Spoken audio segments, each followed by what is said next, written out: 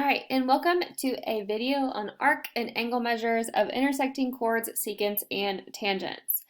I'm not going to lie, this one is really hard for me because it's just a lot of different rules that you have to keep straight. So, let's talk about these. So it all depends on where the intersection is occurring. So if it is occurring on the interior, that means you're going to have some x on the interior. And so what the rule is if two secants or chords intersect inside of a circle, then the measure of the angle formed is equal to half the sum of the measures of the intercepted arcs. So what that means is if I'm trying to find angle 1, which is right here. Now I know angle 1 is also right here because it's vertical, because that can kind of help you out. So here is the intercepted arc of angle 1, and its vertical arc as well. So my green is my intercepted arc. So the angle 1 is equal to half of the sum, meaning add, of the intercepted arcs.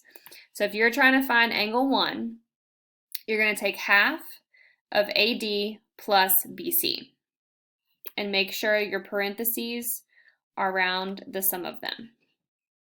Okay? And that's the rule, and you just have to keep it straight. So let's look at another example, and I'll try and color code. We'll go blue this time.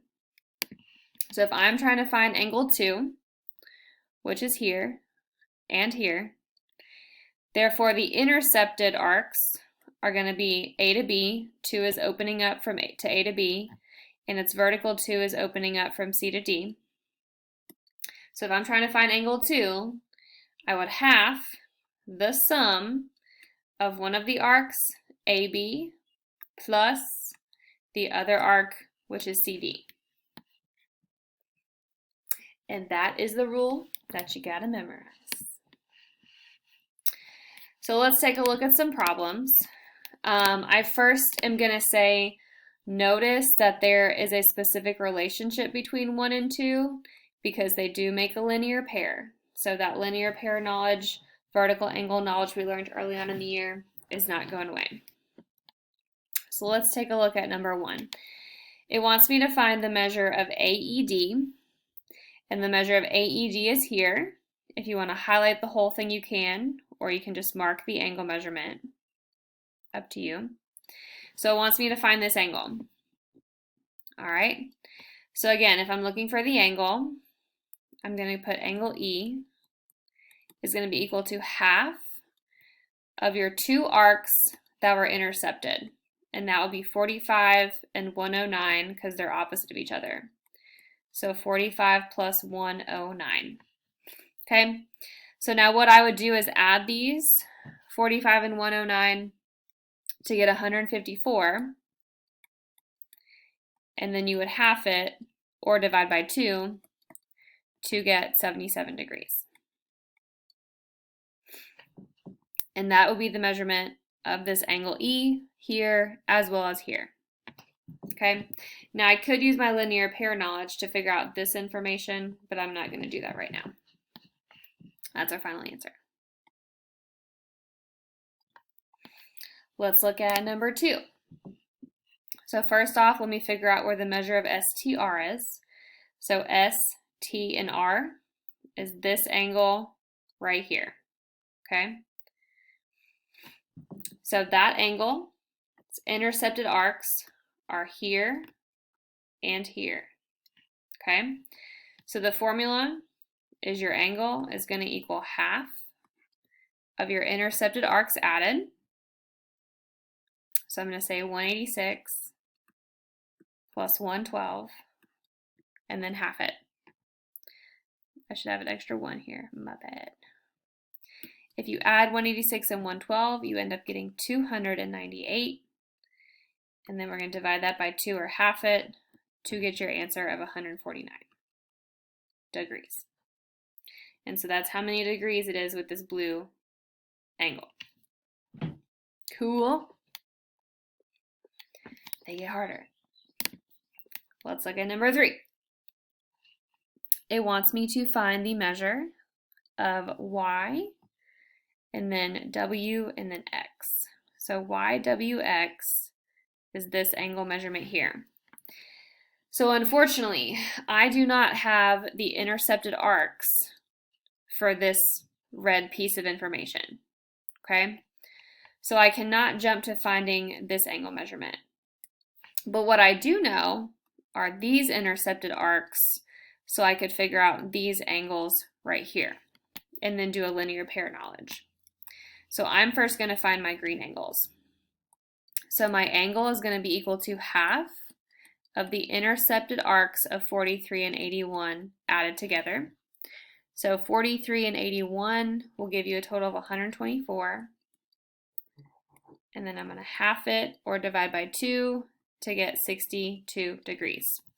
Now that's not my final answer. That's what it is for this green angle on the interior. So right here would be 62 degrees. So now I can use my knowledge that these two angles create a linear pair because I've got a straight line. Linear pairs are 180. So 180 take away 62 will give you your final answer of 118 degrees. Okay?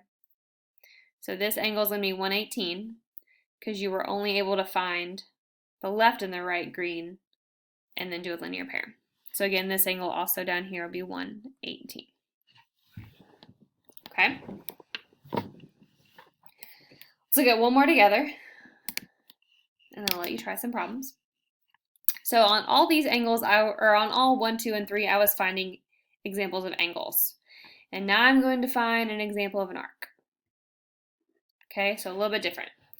But I'm trying to find arc L to K.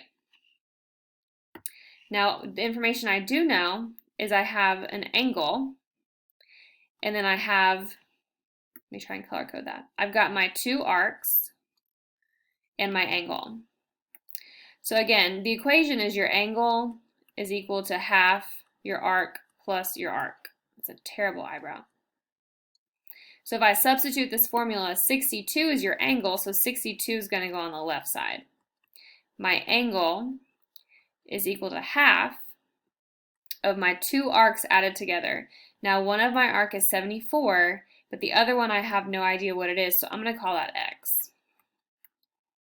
Okay? So now I have to solve this equation. 62 degrees is equal to half of 74 plus x. What I would do first is get rid of a half by multiplying by 2. So if you multiply by 2 on both sides, half and 2 are going to cancel out. So 62 times 2 is 124, and now that's going to be equal to 74 plus your x value. So getting rid of that fraction by multiplying by 2 will help you out. So now to solve for x, we're going to subtract 74 on both sides. 124 take away 74 is going to be 50. And so your x is going to be 50 degrees. Okay? So we now know the measure from L to K is 50 degrees. You can always check your work to see if you're right. And so we could add my two arcs, so 74 plus 50, and then divide by 2 to double check to equal the angle of 62, which it does. Okay? So it is easier to find angle measurements because if you know the arcs, you would just add them and half them. But if you don't know an arc, you're going to have to work backwards, set up for x, etc. So why don't you guys try 5 and 6? It is very similar to number 4 because you're solving for an arc. Press pause and then we'll go over them. Press pause. All right, so looking at 5, your answer should have been 83 degrees. And so if you know the angle inside is 128, that's going to be on the left side of your equation, is equal to half of this one arc, which is x, plus your other arc, 73. Again, let's get rid of the half by timesing by 2. 128 times 2 gives you 256. Bring down the 73 plus x, and then subtract 73 on both sides to get 183. On number 6, you had to do a linear pair knowledge first, because if you're looking for QT, you have RS, and so you need the angles here and here. So I did 180 take away 79 to get a linear pair of 101, and then that is the angle I used here. So my angle is equal to half of this arc plus this arc, and again, I don't know this one, so I called it x, times by 2 on both sides to cancel out the half. You end up getting 202. You end up subtracting 95 to get 107. All right, so this is a case where you have secants intersecting inside the circle, okay? And that is the formula for inside. Now that formula completely changes if they intersect on the circle. So let's go over that. All right, if a secant and a tangent intersect at the point of tangency, then the measure of each angle is equal to half of the intercepted arc. So what that means is here is angle 1. Here's your tangent line and your secant line going through. So angle 1 is equal to half of the arc that it intersects or intercepts, which is from A to B. So the measure of angle 1 is half the measure of A to B. You can think of this as an inscribed angle. It's the same formula. It's just touching on the outside. So angle 2 is over here, this obtuse angle. So the measure of angle 2 would be equal to half of all of this interception. So it would be half of the measure of A to C to B, or B to C to A. Okay, so let's look at some problems real quick. So on number 7, I am trying to find the measure of D, E, and G. And I do know that the arc that it intercepts is 308 degrees. Okay, so the angle is equal to half the arc. So my angle is equal to half of your arc, which is 308. And all we have to do is do 308 divided by 2 to get your answer of 154 degrees. Okay, so very much like inscribed angles. You're going to have to half it to find the angle. Let's look at 8. It wants DBC. DBC is this angle here. The intercepted arc is from D to C, but I don't know it. So I am going to have to use my knowledge of circles. I know this half of the circle is 192, so to find this part of the circle, I would first say 360, take away 192, and that'll tell you what this arc is going to be, which ends up being 168. Okay? Now again, if I'm looking for the angle, your angle is equal to half of your arc, so half of 168 is going to give you 84. All right, one more problem. This one is a little different because I'm finding an arc. So I am trying to find this little itty bitty bitty piece right here, the arc, okay? But they did give me this angle out here, so I can use my knowledge again to figure out this big arc. Again, with inscribed angles, the opposite of halving is to times by 2.